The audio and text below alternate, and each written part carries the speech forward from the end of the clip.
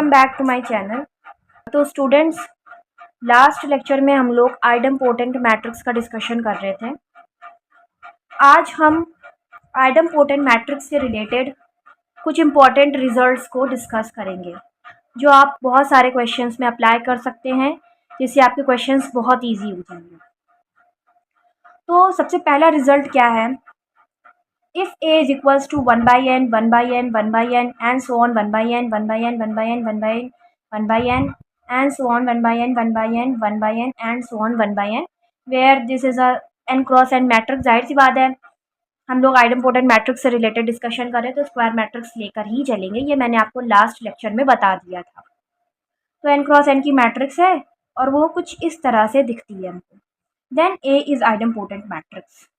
तो ये एक आइडम्पोटेंट मैट्रिक्स हो जाएगी। तो इस रिज़ल्ट को हम लोग एग्जाम्पल से समझते हैं। फॉर एग्जाम्पल, क्योंकि आपको जनरली ये नहीं समझ में आएगा जब तक आप एक एग्जाम्पल ना ले लें। तो फॉर एग्जाम्पल मैंने n को 2 ले लिया, ठीक है। तो जब n को 2 ले लेंगे तो a किस तरह से दिखेगी? तो जाहिर सी बात है, क्योंकि n को मैंने 2 ले लिया है तो ऑर्डर क्या हो जाएगा? ऑर्डर क्या हो जाएगा मैट्रिक्स का? 2 क्रॉस 2। और यहाँ पर n की जगह क्या आ जाएगा? 1/2, 1/2, 1/2, 1/2, इस तरह से हो जाएगा। क्योंकि यहाँ पे n क्रॉस n है तो n रोज n कॉलम्स होंगे। यहाँ पे 2 क्रॉस 2 की हम लोग मैट्रिक्स लेकर के चल रहे हैं तो 2 रोज 2 कॉलम्स होंगे। और यहाँ पर अपॉन में क्या होगा? 2 होगा, ठीक है। तो हम लोग चेक करते हैं, a स्क्वायर निकाल लेते हैं। 1/2, 1/2, 1/2, 1/2, 1/2, 1/2, 1/2, 1/2। अब इनका मल्टीप्लाई कर दीजिए आप। इसका इससे मल्टीप्लाई करेंगे, आपको क्या मिलेगा?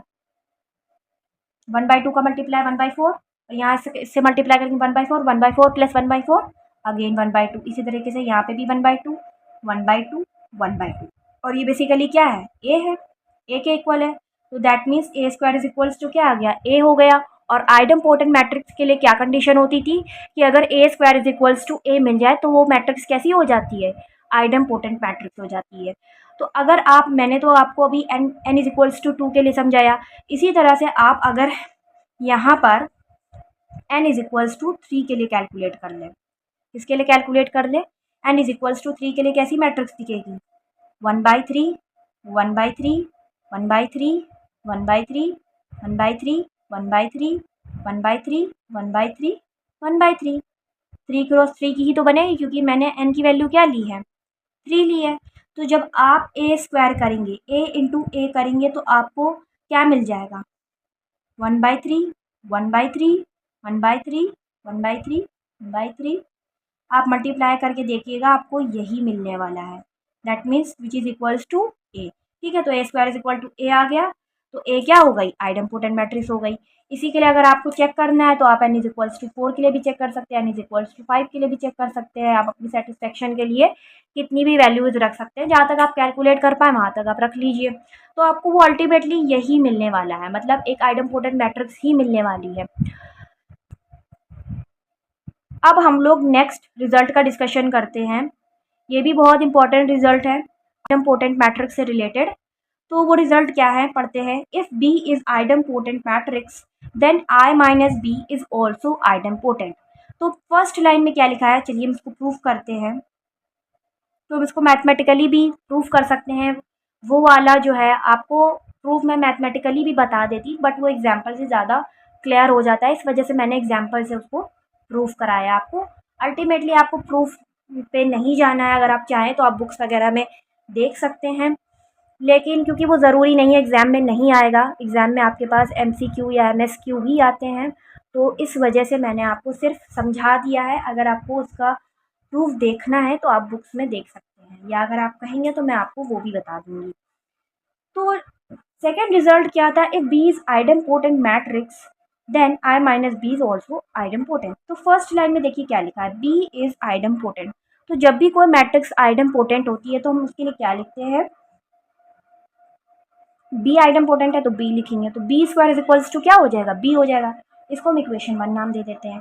अब हमें किसके लिए चेक करना है? I माइनस B के लिए चेक करना है। और क्या चेक करना है कि ये आइडम्पोटेंट है या नहीं है। तो हम क्या करेंगे? I माइनस B का स्क्वायर कर देंगे।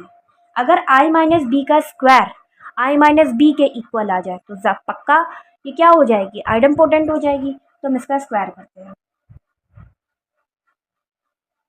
आप इसको उस तरह से मत खोलिएगा कि जैसे आप ए माइनस बी का स्क्वायर खोलते थे, A square plus B square plus 2ab, इस तरह से मत ओपन कीजिएगा क्योंकि ये अलजेब्रा है, लीनियर अलजेब्रा है, तो आप उस वे से नहीं खोल सकते हैं। मैं बताती हूँ आपको इसे कैसे खोलना है। तो सबसे पहले आई का मल्टीप्लाई आई से करेंगे, आई स्क्वायर आएगा।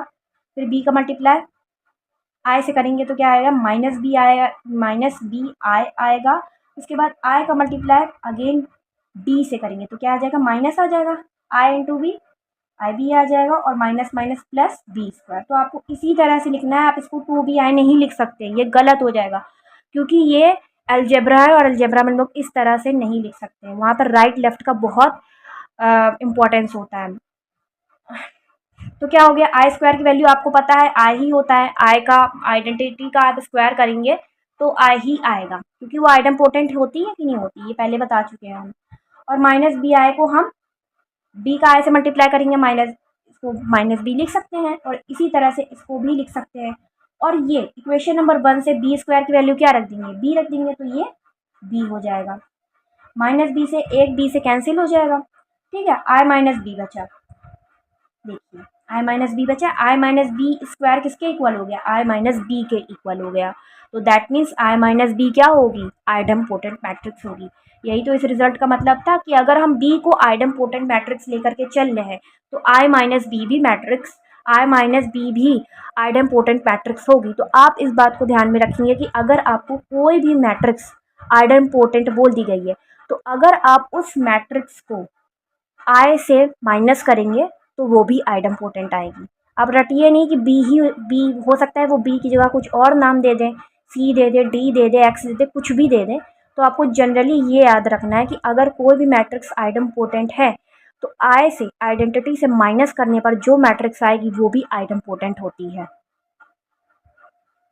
तो ये इम्पोर्टेंट तो ये आइडम्पोटेंट मैट्रिक्स से रिलेटेड रिजल्ट नंबर 3 है, आइए इसको डिस्कस करते हैं। तो इसमें क्या गिवन है, if A and B are idempotent matrices then A plus B is idempotent matrix if and only if this condition satisfies. ठीक है, तो इसको तो आपको फर्स्ट लाइन में क्या गिवन है कि ए आइडम्पोटेंट है और बी आइडम्पोटेंट है, तो जाहिर सी बात है ए आइडम्पोटेंट है तो हम लोग ए को क्या लिख सकते हैं, A square is equals to A, equation 1 हो गई। और बी भी आइडम्पोटेंट है तो B square is equals to B हम लिख सकते हैं, इसको हम लोग इक्वेशन नंबर 2 दे देते हैं। अब हमसे पूछा किसके लिए है, ए प्लस बी के लिए। हमें चेक करना है कि ए प्लस बी आइडम्पोटेंट होगी कि नहीं होगी, हमें ये प्रूफ करना है कि ये कंडीशन सेटिस्फाई होगी। तो हम लोग कर लेते हैं, ए प्लस बी का क्या करेंगे, स्क्वायर करेंगे, और अगर इसका स्क्वायर इसी के इक्वल आ जाए तो समझ जाइएगा ये क्या हो जाएगी, आइडम्पोटेंट हो जाएगी। तो अगेन उसी तरह से मल्टीप्लाई करेंगे जैसे अभी हमने सेकेंड रिजल्ट में बताया था किस तरह से मल्टीप्लाई करते हैं। तो ये क्या हो जाएगा, ए का ए से मल्टीप्लाई ए स्क्वायर हो जाएगा, बी का ए से multiply B A, and A का बी से multiply A B, plus B का बी से मल्टीप्लाई बी स्क्वायर हो जाएगा। ठीक है, क्योंकि ए आइडम्पोटेंट है तो ए स्क्वायर को हम लोग क्या लिख सकते हैं, ए लिख सकते हैं, plus B A plus A B, plus B square को हम लोग क्या लिख देंगे, बी के इक्वल लिख देंगे। ठीक है, अब अब आप ये बताइए कि ए प्लस बी स्क्वायर ए प्लस बी के इक्वल कब होगा, जब ये टर्म पूरी कैसी हो जाए, ज़ीरो हो जाए तभी तो होगा, तभी तो ए प्लस बी बच जाएगा, क्योंकि यही है जो प्रॉब्लम कर रहा है। अगर ये ज़ीरो हो जाए तो हमारे पास क्या बच जाएगा, ए प्लस बी बच जाएगा। अगर हम इस पूरे टर्म को ज़ीरो के इक्वल ले लें तो ए प्लस बी बच जाएगा, और ए प्लस बी स्क्वायर किसके इक्वल हो जाएगा, ए प्लस बी के। और आइडम्पोटेंट मैट्रिक्स के लिए यही तो कंडीशन चाहिए होती है कि कोई भी मैट्रिक्स आइडम्पोटेंट कब होती है, जब उस मैट्रिक्स का स्क्वायर करने पर वही मैट्रिक्स आ जाए।